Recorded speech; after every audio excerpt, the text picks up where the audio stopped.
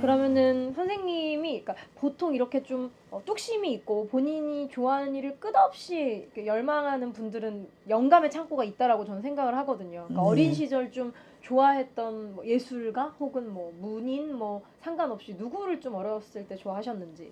그래서 이제 그 초등학교를 이제 충북 옥천에서 나오고, 그 다음에 이제 그 대전, 충남이죠. 옥천이 대전하고 같은 충북 충남이죠. 가까운 거리. 거기 왔거든요. 중학교 시절에 이렇게 제가 돌이켜 보면은 이렇게 문학이라고 아까 글쓰기 이런 거에 좀 수질이 있었어요. 그거 왜 그 증명이 되냐면, 그 당시 이제 충남중학교가 그 신흥동에 있어서 우리 학교 교지가 신흥이었었어요. 그 중학교 3년 동안의 교지를 보니까 중학교 1학년 때는 일종의 뭐 독후감이죠. 그 레미제라블을 읽고 그 독후감을 교재에 실었었고, 2학년 때는 이제 경주를 다녀와서 일종의 기행문이죠. 기행문이 교재에 실려 있었고, 뭐라고 할까. 3학년 때는 제목이 친구, 일종의 이제 뭐 단편 소설이라고 얘기하시면 우리가 얘기하는 산문이죠. 중학생이니까 그 산문이라고 해서 그 친구라는 글을 썼더라고요.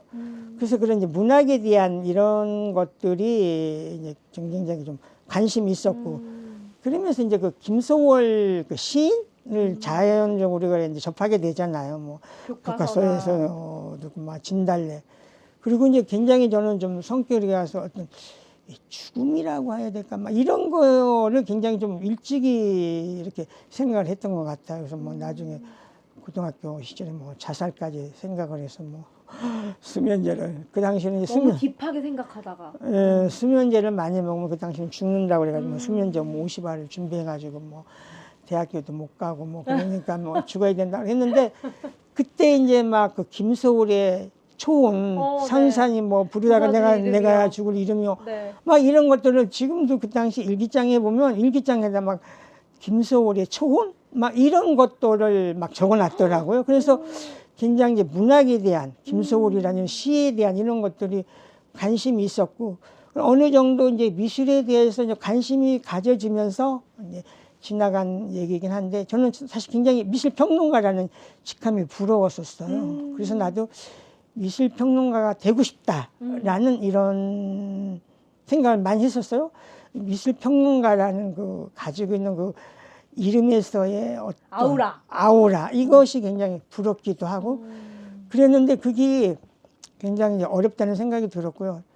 결정적으로 어려웠던 거는 제가 이제 그 월간 전시계라는 잡지사에서 근무를 하면서 아주 이 뿅아리 같은 기자죠. 근데 그 제가 어떤 전시회를 가서 보고 와가지고 이제 뭐 이렇게 기사를 쓰면서 무적의 후예라고 무슨 채모라는 화가가 뭐 그림을 그려놨는데, 이것이 무적의 후예인지 무슨 뭐 병아리를 그린 건지 뭐를 그린 건지 약간은 굉장히 좀 비판적인 이런 그 전시에 대한 거를 제 일종의 뭐 소감이죠. 이런 걸 썼는데, 그 당사자가 그거를 본 거예요. 활자화를 된 거가.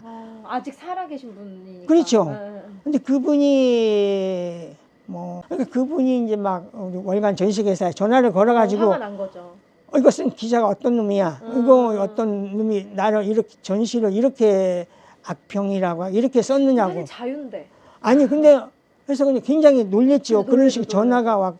아, 그래서 내가 이런 좁은 소견으로 남의 작품을 왈가왈부 내 소견으로 한다는 건 어렵다. 거기서 제가 이제 깜짝 놀란 거죠. 그래서 아, 미술평론가라는 그 타이틀이 가지고 있는 아우라는 크지만 이게 쉬운 일이 아니다. 그래서 이제 미술평론가라는 것이 이제 멀어졌고 그 타이틀을 획득은 못했지만, 저는 지금 생각해 보면 지내놓고 보면 그건 이제 제 나름대로 생각하면 아, 뭐 미술평론가야 많은 사람들이 있지만 그 평론가는 못했지만 미술 아키비스트, 미술 자료 전문가는 그냥 선생님밖에 없어요. 그래서 진짜. 그 평론가라는 타이틀은 획득을 못했지만 그걸 그냥 또 어떤 쪽은 네. 좋은 쪽으로 생각을 해요. 네. 그러면서 이제 그 당시에 이제 미술 평론가도 훌륭하시지만 너무 필요한 미술계 평론가도 너무 필요하신 것 같아요. 예. 그리고 이제 좀 궁금했던 것이 이제 일반적으로 이렇게 박물관을 유지한다는 거, 모든 어떠한 자료를 계속 수집한다라는 건 사실상 수익화보다는 계속 돈을 써야 되고 시간을 써야 되는 건데 제가 궁금해가지고 안 그래도 이 책을 자세히 봤더니 어디서 돈이 나와서 이렇게 수집을 계속하고 박물관을 운영하냐. 근데 사실은 되게 많은 부분이 그래도 이 네. 아트 가이드였지만 광고, 그죠? 네, 네. 근데 이걸로는 너무 부족했다라고도 네. 다 고백을 하셨었어요. 그죠? 예, 예. 여기서 이렇게 또 멋지게. 하지만 저는 이 인스타 형태가 되게 힙합니다. 그래서 뭐 어차피 제가 이제 이 잡지를 생각했던 거는 그 당시에 이제 작가들도 전시를 하게 되면 이제 자기를 알려야 되고 되는데 그게 이렇게 팸플렛 같은 게 만들어져서 신문이나 잡지에 대도 되고 거기서 초이스돼서 기사화되는 건 적잖아요. 네. 그렇다 보니 그 당시에도 뭐 A, B, C 뭐 이런 잡지가 있는데 그 잡지들은 광고비가 좀 높았죠. 근데 이거는 일종의 가이드북이잖아요. 네. 근데 여기는 이제 광고비를 저희가 적게 받으면서 이거를 했어요. 그래서 처음에 이것이 뭐 인사동에 뿌려지고 그랬는데도 약간 굉장히 뭐라고 할까 무시를 당했죠. 근데 이게 이제 3년, 4년 꾸준히 나오고 인사동의 곳곳에 전시장이 이렇게 쌓여 있잖아요. 네. 편하게 집어가잖아요. 네. 그러니까 여기다가 실제적으로 광고를 해보니까 효과가 생긴 거죠. 이런 그래서 것도 광고죠. 대한통운 주식. 예, 그러니까 이제 다른 뭐 나중에 그 메이저 화랑에서도 연락이 여기에 광고를 하면 확실히 효과가 있다.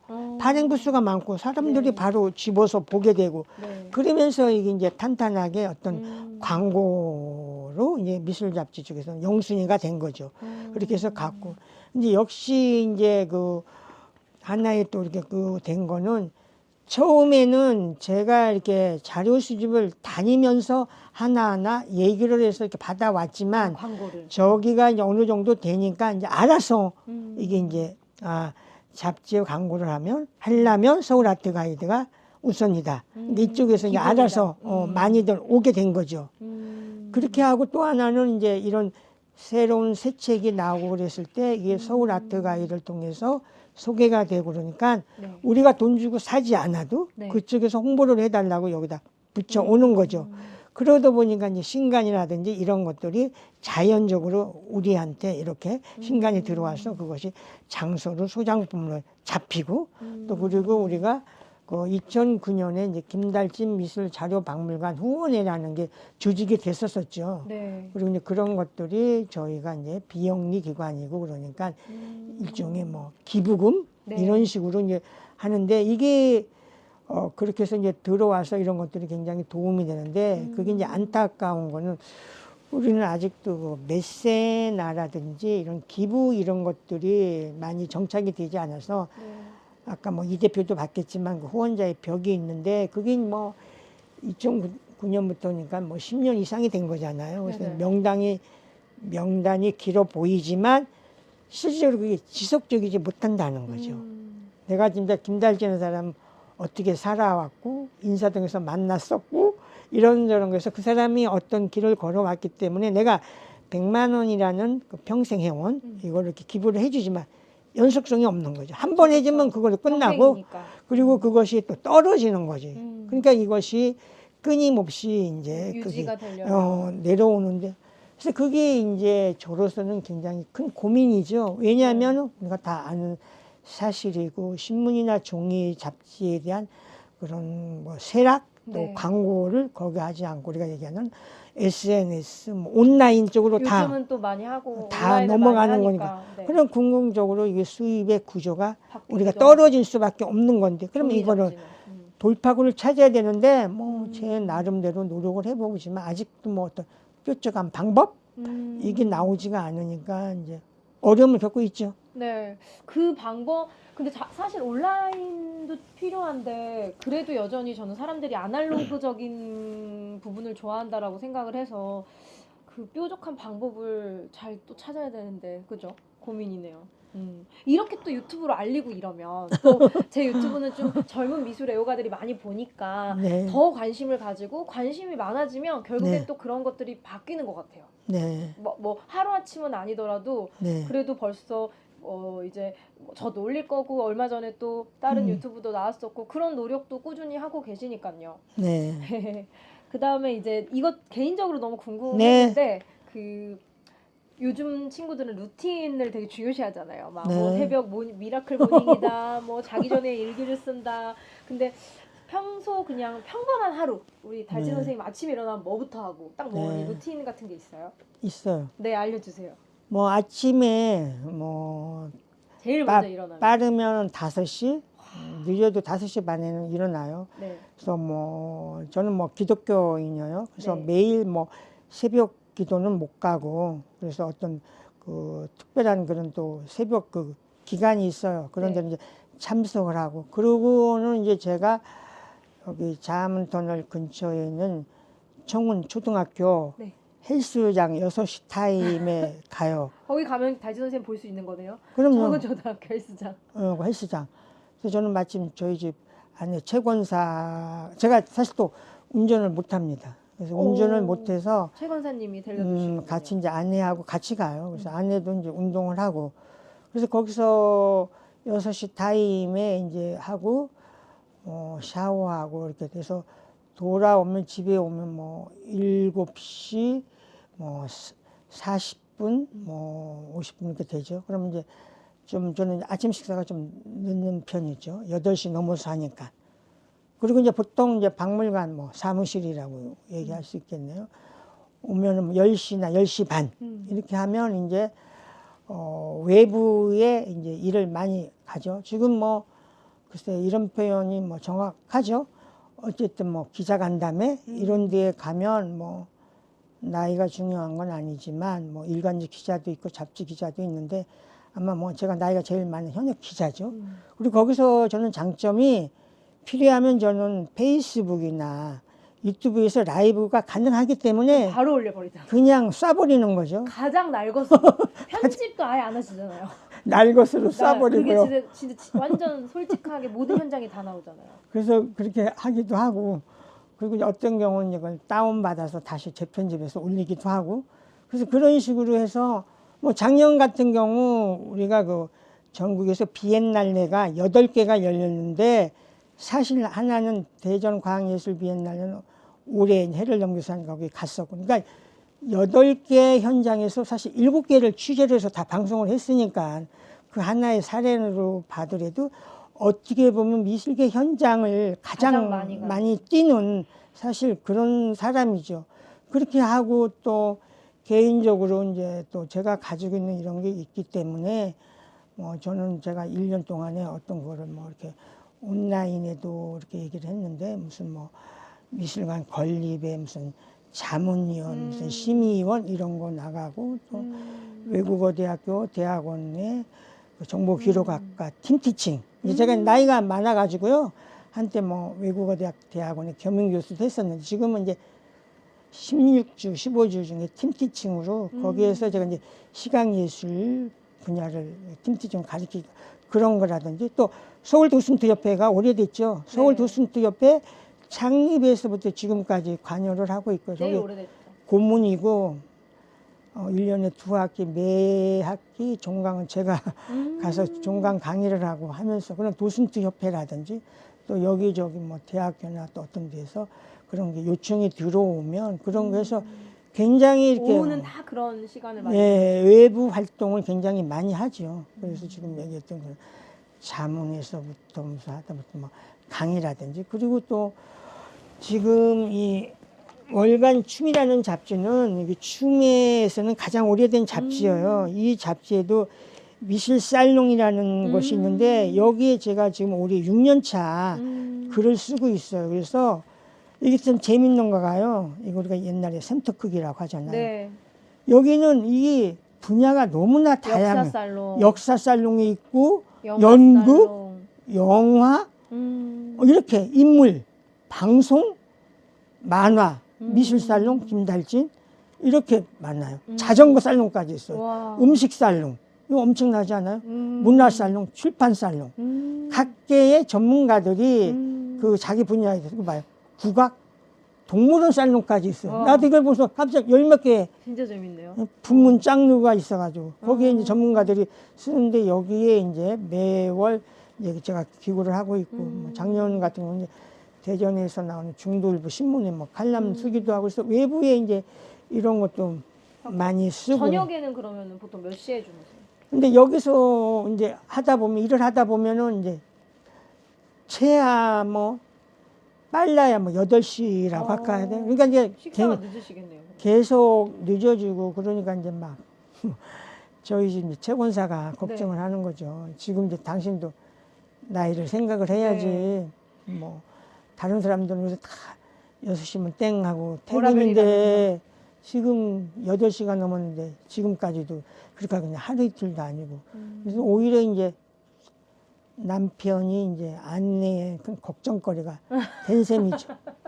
그리고 또 하나는 뭐 지나간 얘기지만 제가 저걸 놓고 해서 그 미술계 소식이라고 해가지고 그 당시 일간지에 나온 거를 그 정리를 해서 했는데 이게 이제 그 신문 그거에 위배가 된다고 그래가지고 그걸 중단이 됐어요. 우리가 지금 달친닷컴에 일간지의 그 헤드라인을 다 링크를 해주거든요. 이런 건 허용이 되는데 그 신문을 가지고 내가 추려가지고 미술계 소식해가지고 방송을 했었어요. 앞에다 놓고. 근데 그게 왜 안 된대요? 여기 저기 그 프레스 센터에 있는 신문 그 무슨 거기에서 왔어요. 그 저작권 위반이래. 그래서 이미 있는 신문을 가지고 우리가 다시 얘기해 주는 것이 그러니까 2차 내용을 다시 얘기하니까 그런 건가? 그런 것도 필요할 것 같은데요. 그래서 이제 그 당시에 이제 그 역기능과 순기능이 있어서 많은 사람들이 바빠서 신문을 못 보는데 김달진이가 선별을 해서 헤드라인 읽어주고 내용을 소개해줘서 이렇게 비춰줬는데 거기에서 왔어요. 공식적으로. 이거는 저작권 위반이니까 중단해라. 그렇지 않으면 나중에 우리가 크게 법적으로 문제가 된다. 근데 왜냐면 영화나 요즘에 드라마는 처음에는 영화 소개나 드라마 하는 것이 사람들이 혹시 그걸 보면은 그 실제 영화나 드라마를 안 볼까봐 걱정했지만 완전 순기능으로 돼서 많아졌잖아요. 소개하고. 근데 이것도 뭐 바뀔 수도 있겠지만 현재로서는 그래서 그거는 안 하시는 거예요. 그래서 그 몇 년간 하다가 중단됐죠. 그래서 제 콘텐츠가 김달진이 가다, 미술계 소식, 김달진 미술사 이야기, 작가와 함께 4가지 그 콘텐츠를 하는데 그거의 주요 핵심이었던 미술계 소식은 그렇게 해서 했죠. 그래서 그거는 지방지 같으면은 뭐 부산의 대표적인 뭐 부산일보, 국제신문, 광주일보, 지역신문까지 제가 A4로 출력을 해가지고 했으니까 정말 그건 살아있는 하루의 미술계 소식이죠. 근데 그것이 이제 저작권, 신문 저작권에 의해서 위배가 되니까 중단했죠. 그러니까 뭐 그 당시는 뭐 어떻게 보면 퇴근이 더 늦어졌죠. 6시, 7시 돼가지고 다시 줄여서. 그럼 선생님은 지금 사실은 현장에 나가니까 미술 기자의 역할, 유튜브로 알리니까 유튜버의 역할, 이 뮤지엄의 어떠한 관장 역할, 그 와중에 또 평론도 쓰고 칼럼도 쓰고 강의도 나가고 그러니까 혼자 진짜 직업이 많은데 이제 아침에 그래도 되게 빨리 일어나시는 건데 그럼 막 중간에 막 쉬거나 뭔가 주말에는 그래도 좀 쉬세요, 선생님? 주말에도 뭐 전시 보러 가시죠. 아니 이제 주말에도 이제 뭐 교회를 가야 되고 또 교회 이제 찬양되니까 찬양 연습도 해야 되고 그래서 그날 사실은 뭐 우리 기독교에서 쉬는 날이잖아요. 그런데도 그거를 못 지키고 또 오후 되면은 또 일이 워낙 많이 밀려 있으니까 꾸역꾸역 여기를 나온다든지 꼭 봐야 되는 놓친 거, 그 전시부로 뭐 인사동을 나간다든지. 끝나기 전에 봐야 되고. 그러니까 어떻게 생각하면 저는 제가 스스로 거의 갈아 넣는. 인생을 이렇게 사는 게 이게 의미가 있을까? 왜냐하면 온리 미술 뭐 이런 거잖아요. 그러니까 뭐 아침에 일어나면 뭐 가서 앉으면 컴퓨터 키야 되고 끝날 때까지 그런 거고. 그러니까 이제 다른 걸 할 수가 없는 다른 거죠. 취미는 있잖아요. 헬스장 새벽 6시. 그거 제외하고는 다 미술. 온리 그거죠. 그러니까 너무 이제 멋있어요, 선생님. 제가 바라는 삶이에요. 아이고. 저도 되게 많이 그런 편인데. 반토막인데. 아니요. 저 너무 멋있는 것 같아요. 그러면은 그 이 책 얘기를 좀 해볼게요. 저 네. 이 책 나왔을 때 조금 신기했던 게 이거를 저도 김재희 선생님을 뵌 적은 없어요. 국립현대미술관에서 우리 제이쌤이 정말 열심히 도슨트를 하는 거를 알고 있고 유튜브도 있으시거든요. 그래서 저 출간 그것도 다 봤어요. 출간 기념 영상. 근데 처음 이렇게 책이 딱 나온다고 했을 때 조금 이게 살아있는 분의 책이 이렇게 나오는 게 쉬운 일이 아닌데 좀 네. 기분이 어떠셨는지 그런 거 좀 궁금해요. 요 책이 나왔을 때 어떠셨는지. 예, 이 책이 나오게 된 거는요, 실질적으로는 그 옛날에 미술세계 기자였었고, 우리 유명한 그 아트북스라는 미술 출판사, 정민영 대표에 의해서 만들어진 책이라고 할 수가 있는데요. 제가 이제 그 정민영 대표를 아주 오래전에 찾아갔었어요. 그래서 바로 보는 한국의 현대미술 네. 이 후속편으로 책을 하나 내고 싶다. 아트북스 거기 출판사니까 또. 예, 그래서 이제 제가 그동안에 써왔던 글이라든지 해서 책을 내고 싶다라고 했는데 그게 이루어지지 못했었어요. 그래서 이제 그 정민영 대표로서는 내가 부탁했던 나에 대한 저서를 책을 못 내줬던 그런 것도 있었고, 근데 본인이 이렇게 봤었을 때는 그 글 썼던 거 모으고 뭐 글을 써서 하는 것보다는 김달진 관장의 얘기가 책으로 만들어지는 게 더 좋겠다라고 본인이 이제 판단을 한 거죠. 근데 자기도 이제 그 무렵에 아트북스 대표를 떠나게 됐고요. 또 본인이 이제 책을 쓰기는 어렵다. 그렇게 얘기하면서 이제 김재희라는 사람이 있는데 그 전에 이미 자기가 그런 유혹한 뭐 한국인 네네네. 이런 책을 낸 사람이고 충분히 쓸 수 있는 사람이니까 이 사람을 소개를 해주겠다. 그래서 2년이 됐어요. 그래서 나도 그렇게 알고 있었지만 실제적으로 이제 만난 거는 이제 그렇게 해서 만났고 뭐 지나간 얘기지만 제 뭐 칠순잔치에도 뭐 참석을 하고 그러면서 이제 또 이렇게 가까워지고 그러면서 굉장히 또 그 열성적이더라고요. 그래서 저를 16번 인터뷰를 했어요. 개인적으로 여기를 와가지고. 그렇게 하면서 이제 나중에 정말 저는 하루에 한 줄씩 쓰는 그 일기를 지금도 쓰지만 제 그 일기까지. 일기장까지를 여기 와서 이렇게 보여주다가 어느 기간이 지난 다음에는 내가 그 일기장이라는 게 그냥 프라이빗하기 때문에 남한테 준다, 보여준다 이게 쉽지가 않은데 그럴 것 같아요. 저도 그냥 나중에는 그냥 이제 뭐 놔야 되겠다 이런 생각이 들어서 일기장을 아주 필요한 거 가져가라고 그랬어요. 집에까지 가지고 가서 일기장을 뒤지고 막 그러니까 이제 그 어떤 내가 숨기고 싶었던 모든 것들을. 뭐 숨길 필요는 없겠지만 그래도 이제 사람이 살다 보면 다 그런 게 있죠. 또 덜 알려주고 싶은 이런 것까지 다 드러나게 돼서 그거를 썼고 그때 이제 출판 기념회 때도 이제 김재희 선생님이 그런 얘기를 하더라고요. 그렇게 해서 와서 하는데 자기를 믿고 일기장을 이렇게 다 내주는 것까지 하는 건 본인을 많이 믿었다 이런 얘기를 하고 뭐 본인에 대해서 뭐 잘 써달라 뭐 어떻게 하느냐 막 이런 거에 대해서 간섭과 이걸 안 했기 때문에 그래도 자기가 가지고 있는 생각을 편하게 할 수 있다라는 그런 얘기를 했고요. 또 저는 내가 이제 했었던 것이 또 염려되게 됐죠. 참 우리가 일반적으로 뭐 자서전 이런 거는 많이 쓰는데 살아있는 사람에 대한 얘기를 그래도 제3자가 쓴다는 거는 쉬운 일이 아니거든요. 근데 이 책을 했을 때 저는 저로서 만족한 것이 아니라 제가 살아왔던 얘기도 그걸 중심으로 했었지만 여기에 보면 그 참고 문헌 이런 걸 굉장히 많이 참고를 해서 그거에 대한 어떤 건건에 대한 의미부여 이거를 다룬 문헌과 이걸 통해서 굉장히 의미부여를 많이 했더라고요. 그래서 그 김재희 선생이 이제 내가 생각했던 것보다 훨씬 이거를 그냥 우리가 얘기했던 뭐 정말 구술해서 받아 적은 그런 게 아니라 자기의 생각과 사고를 가지고 책의 목차를 꾸미고 했던 거. 그래서 굉장히 만족을 했고요. 또 하나는 뭐 이제 이게 책이 나오면서 다 그분들이 저를 지켜본 분들이잖아요. 오랜 그러니까, 시간. 그러니까 뭐 그래서 한국 정말 이 박물관, 뮤지엄, 미술관에 뭐 우리가 살아있는 마당발이라고 할 수 있는 김종규 그 한국 박물관의 회장. 그분이 사실은 저희 2008년에 김달진 미술자료박물관 등록을 도와주신 분이에요. 그 이전에는 그냥 자료실만 운영을 했는데 이것이 더 공적으로 가려면 공식적인 박물관을 등록을 해라. 도움을 주셨던 분이죠. 그래서 뭐 김종규 우리 그 회장님, 또 유홍준 선생님 같은 경우는 벌써 85년 이전부터 인연이 있었었잖아요. 아까 네. 얘기했던 네. 관람회가 섞고 있다. 이 책에 사실 그 당시 또 추천사도 써주셨던 네. 분이잖아요. 여기 추천사들이 다 훌륭하신 분들. 네, 그리고 이제 거기에 있었던 뭐 윤본모 관장 또 네. 옛날에 그 서울경제신문 그 다음에 한겨레 중앙일보 기자를 거친 뭐 미술 전문 기자죠. 정재숙 문화재 청장했던 그분도 이제 몇십 년간 저를 봐왔죠. 그리고 언론 쪽에서는 이제 우리 정재숙 전 문화재 청장, 뭐 미술평론가 협회 윤진섭 회장, 또 우리 그 글 잘 쓰고 그림 유명한 김병정 선생.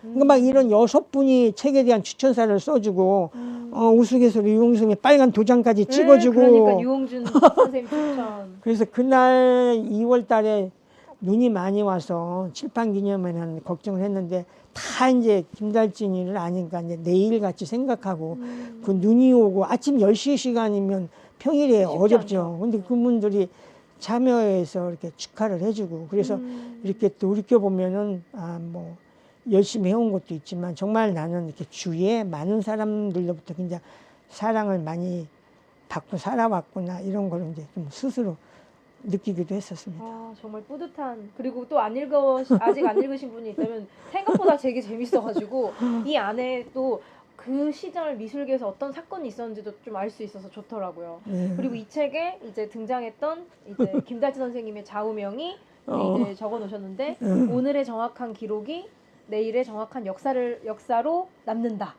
제가 이걸 썸네일로 써야 되나 막 별 생각을 다 했어요. 이 멋진 긴 문장 한 줄을 썸네일로 쓸까 좀 고민을 해봐야겠습니다.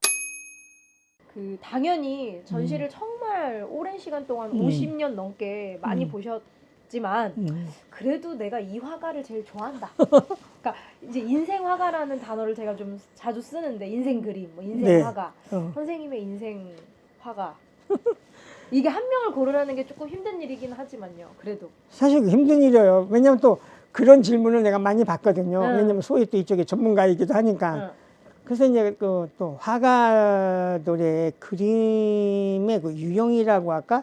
이런 게 굉장히 개성적이고 다양하잖아요. 또 다 자기만의 독특한 그런 거를 가지고 그리기 때문에. 그래서 다들 뭐 개성적인 그림을 그리는데 그래도 그런 질문을 해가지고 나도 저는 역시 박수근 선생님이 좋아요. 왜냐하면 그 시대에 그 어려웠던 그 서민들 또 우리가 얘기하는 이런 좌판에서 만나는 사람 어떻게 보면 그 60년대 그분이 65년도에 돌아가셨죠. 60년대 그 삶은 어떻게 보면 민중 서민 뭐랄까 덜 생각하는 이런 분들의 그 삶의 진솔한 모습을 정말 진지하게 정말 또 자기만의 그 독특한 마티에로 팥고물 뭐 화강암 네. 이런 질감을 가지고 표현했기 때문에 정말 우리가 뭐 국민화가라고도 얘기하고 우리가 아니 뭐 이중섭이니 뭐 박수근을 이제 더 이상 우리가 뭐 왈가왈 필요가 없잖아요. 벌써 이제 미술사에 다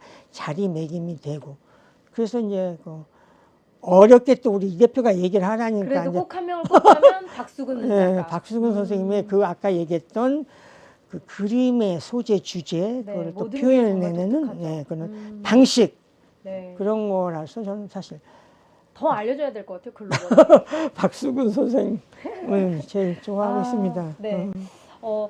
그래도 이제 제가 생각할 때는 이 오랫동안 이 일을 하시면서 선생님만의 멘탈 관리법 네. 막 있을 거 아니야. 내가 만약에 스트레스를 푼다 아니면은 내가 힘들 때 이런 걸로 이겨낸다 이런 거 궁금해요. 너무 내가 개인적인 오 개인적으로. 근데 사실 어떻게 보면 그런 거를 느낄 수도 있는데요. 느낄 겨를이 없었어요. 너무 바빠서 너무 바쁘니까 그런 게 없었어요. 왜냐하면 그것이 그거를 극복을 해야 되니까 그런 것이 지금도 생각하면은 그런 것이 없이 그냥 뛰어놓고 했다. 번아웃이 없는 건 번아웃이 생길 시간도 없어서다. 예. 그런 것처럼. 그러면서도 이제 어떤 때는 네, 그 약간 회의감? 이게 진짜 인생에 이런 거.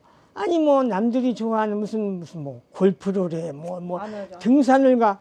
그러니까 너무 한 가지에 올인했기 때문에 이제 김달진이 뭐 우보철리니 뭐 이런 얘기를 듣지만 그것이 정답일까? 너무 모르니까 뭐 어디 가서 옛날에 얘기하면 친구들 뭐 고수톱도 지금 뭐 상가집에 가면 지금이야 그런 게 아니지만 네. 옛날에는 뭐 놀 줄을 알아야 되는데. 상가집에 가면 그런 것도 했는데 이런 거를 너무 모르니까 했는데 저는 제가 아까 얘기한 것처럼 그거를 이렇게 할 겨를이 없었어요. 쫓기다 보니까 멘탈 관리 별도로 필요가 없었습니다.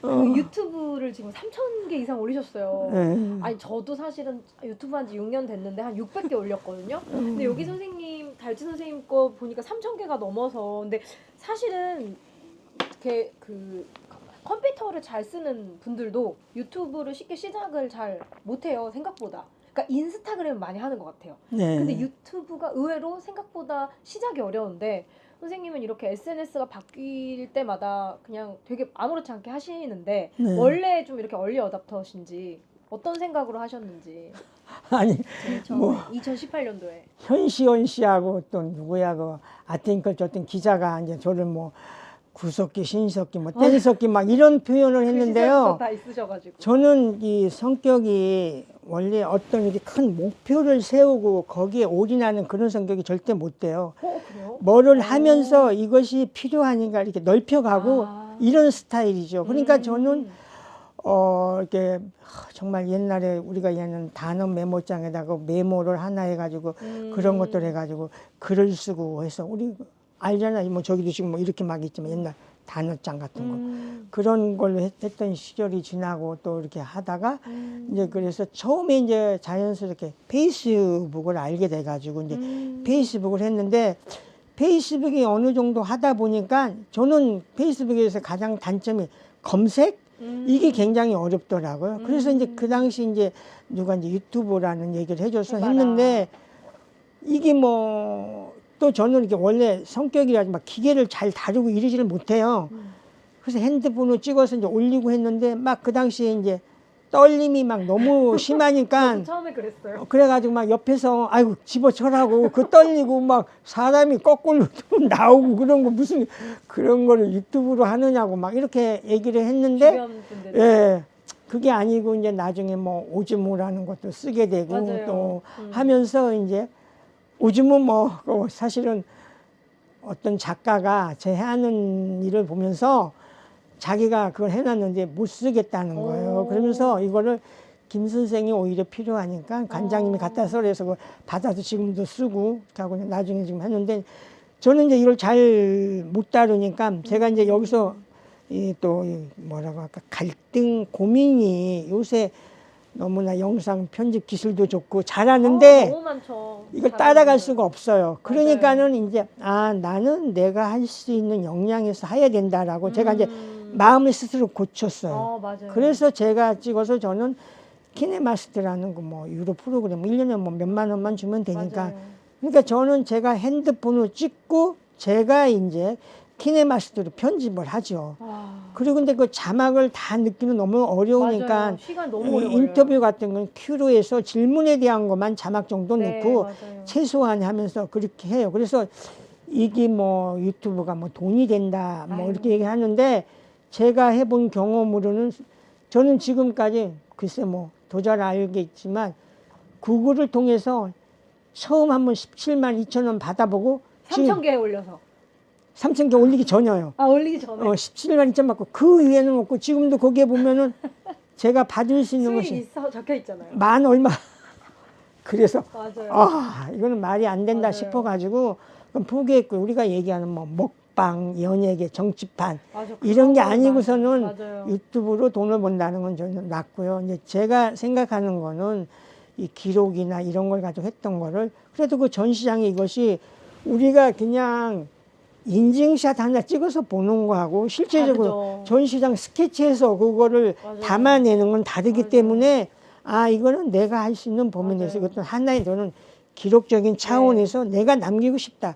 그런 걸로 하면서도 이제 때로는 힘이 드니까 하고 또 뭐 고백을 하다 보면 이게 막 누적이 되니까 어떤 스트레스 받을 그때도 있지 않아요? 스트레스 너무 많이 받고요. 어떤 경우에는 가서 찍어놓고 못 올리고. 몇 달이 지나서 이렇게 못 올린 거. 그래서 저도 너무 많아요, 선생님. 몇 년도 광주 비엔날레는 현장에서 찍은 거를 그 년도 광주 비엔날레는 결국은 제가 그냥 아, 이건 안 되겠다 싶어서 포기한 적도 있어요. 그래서 지금 올해 제가 사실 목표는 유튜브 건수를 줄이자.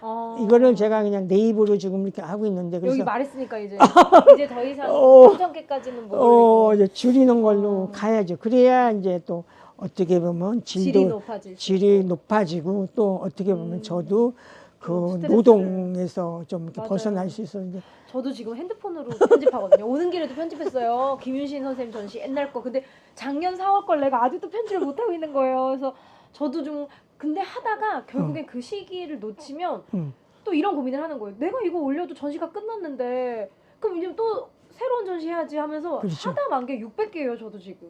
근데 비슷한 것 충분히 같아요. 이해가 갑니다. 네, 근데 막 잘 때도 내가 왜 못했을까? 내가 왜 더 빠르게 못했지? 근데 이게 인스타그램과는 비교도 안 되게 노동이 좀 들긴 한 것 같아요. 한 100배 드는 것 같아요. 시간이 하나 올릴 때도. 어쨌든 올해는 우리 김달지 선생님이 유튜브의 수를 좀 줄이고 선택해서 근데 대화 중에 이런 생각이 문득 들었어요. 오히려 편집을 안 하고 올리는 게 100년 뒤에는 더 진짜 리얼. 우리 옛날 전시 영상이나 이런 거 보면 와 이거 흑백으로 그런 것처럼 약간 날것의 전시를 올리는 것도 진짜 중요한 기록인 것 같아서 줄이시되 그 날것의 매력을 그대로 살려야 될 것 같아요. 편집하지 마세요. 그냥 올리세요. 아니 그래서 이제 저를 잘 아는 분이 이제 그런 염려를 하니까 김달진이 옛날에 그런 것이 필요해서 했던 게 아니고 지나다 보니까 쌓이니까 축적이 돼서 그걸 필요로 했던 것처럼 그 날것의 맛? 네, 이것이 그게 필요하니까 그냥 그대로서 지금까지 살아온 것처럼 그냥 꾸준히 지침 없이 살아가라. 그런 것이 나중에는 정말 그것이 또 필요로 한 시대에 그 날것의 그런 것이 온다. 이렇게 사실 저를 또 위로라고 해야 될까 이런 분들이 사실 있기는 해요. 근데 하여튼 좀 잘 조정을 하도록 하겠습니다. 아니 왜냐면 선생님 거 자막 안 올려도 아무도 왜 안 올렸지라고 안 하는 게 매일 올리시니까 속도가 빠르시기 때문에 그거에 사람들이 자막을 기대하고 보는 거 아니고 내가 못 간 곳을 대신 본다 이렇게 생각해서 부담 없이 거꾸로 뒤집어져도 되고 흔들려도 되고 잘려도 됩니다. 자 그러면은 선생님 생각에 이 55년이라는 시간 동안 미술 자료를 지치지 않고 아카이브 해온 그 어떠한 열정과 에너지는 어디서 진짜 나오는 건가요? 물론 오늘 우리가 얘기한 게 다 사명감으로 연결이 되긴 하지만 그리고 또 진짜 미술을 좋아한다라는 거. 그럼 그거 외에 또 뭔가 있을지 선생님 어떻게 생각하시는지. 정리를 하다 보면요, 저는 이제 굉장히 이게 독특한 그런 삶을 살았던 것 같아요. 말하자면 이제 제가 어디 뭐 특강 뭐 이런 거 가서도 얘기하는 거에 이제 마지막 결론하고도 연결이 되는데요. 사람이 산다는 거는 여러 방식, 여러 목표가 있는데 저는 그래도 굉장히 성공했다고 해야 될까요? 그런 의미를 어떻게 의미 부여를 하냐면 저는 제가 좋아하는 걸 한 거죠. 평생에.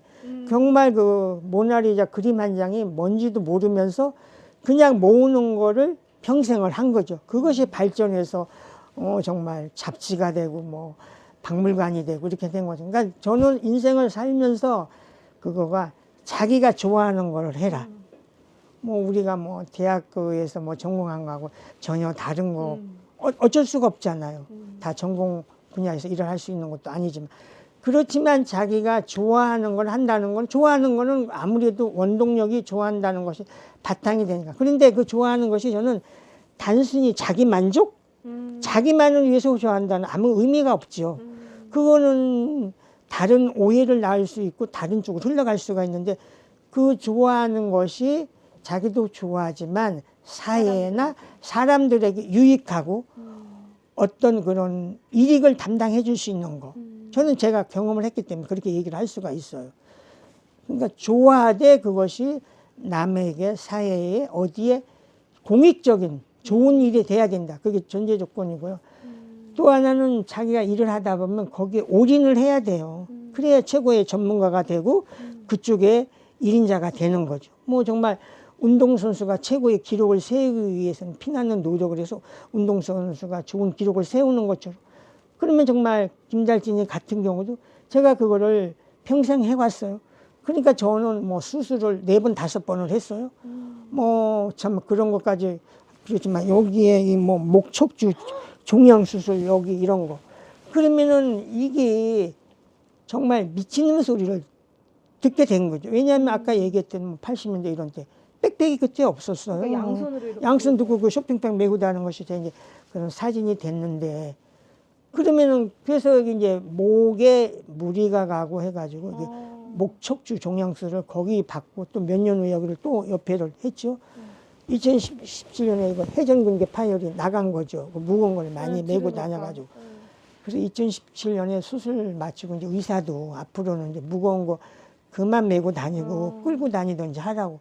그랬는데 그게 또 수술하고 뭐 1, 2년, 2, 3년은 조심을 하다가 또 직업의식이 발동이 되니까 또 메고 다닌 거죠. 네. 그래서 이게 2023년이네요. 이제 해가 바뀌었어요. 2023년 또 오른쪽 어깨가 또 나갔죠. 그러면 뭐 왼쪽 이거 완전히 직업병이죠. 그러니까 정말 한 분야에서 정말 미치는 소리라든지 이게 좀 뭐 극한 표현이긴 하지만 최고에 되려면 그만큼 노력과 이게 있어야 된다는 거죠. 또 하나 세 번째는 저는 차근차근 쌓아 올라가야 된다. 요새 뭐 시대가 그런 시대고 빠르게 하고 빠른 거 추구하고 다 젊은 사람들도 그렇고 뭐 세상이 그런 스피드 시대인데 근데 저는 했던 것처럼 뭐가 해서 이렇게 해서 하나하나 이렇게 발전이 됐지 뭐를 해서 거기에 올인하고 그 목적을 달성하기 위해서 이렇게 했었으면 우리가 그 모래 이런 비유를 많이 하니까 무너지는 거죠. 그게 했으니까 그래서 발전해서 이렇게 벌어지고 이게 확장이 된 거죠. 그러니까 지금 얘기했던 대로 좋아하는 거를 해라. 거기에 최고의 최선의 노력을 다해라. 차근차근 해라. 그게 이제 이제 살아왔던 인생 모토인 것 같고. 그러니까 결국은 저는 취미를 가지고 그것이 결국은 직업을 했잖아요. 맞아요. 그래서 저는 그분들한테 처음에 낯선 전문가들한테 나는 이런 걸 수집을 하는 사람이고 이런 걸 가지고 평생 하고 싶은 일을 하고 싶다. 이런 정말 이름밖에 모르는 그런 분들한테 옛날에 가리방이라고 해가지고 철필도 긁어가지고 등사를 해가지고 젊은 사람들 그거 잘 모를 거예요. 그런 시험지에다 해가지고 그런 편지까지를 내서 그건 내가 하고 싶은 일 이런 거라는 걸 했었던 것처럼. 근데 그것이 결국은 하나의 직업이 됐고 그게 이제 아까 얘기했던 뭐 관련병을 솟고 있다 이런 것처럼 그게 이제 하나는 저는 이제 사명감이 된 거예요. 이것이 이제 지금 생각하면 제가 또 이제 하나님을 믿는 사람으로서 하나님에게 받은 제가 하나의 달란트로 생각을 하는 거죠. 좋은 쪽으로 해석을 해서. 그래서 이제 이런 것들이 해서 취미가 되고 직업이 되고 사명감이 되고 달란트. 그래서 나는 이제 그런 스스로 실제적인 말이고 자조적인 말이지. 내일은 뭐 내가 죽어야 끝이 난다. 그럴 수밖에 없죠. 그러니까 영원한 기록자. 그리고 소식을 전해주는 메신저. 원조 메신저. 기록자, 이제 메신저. 그렇게 살았고.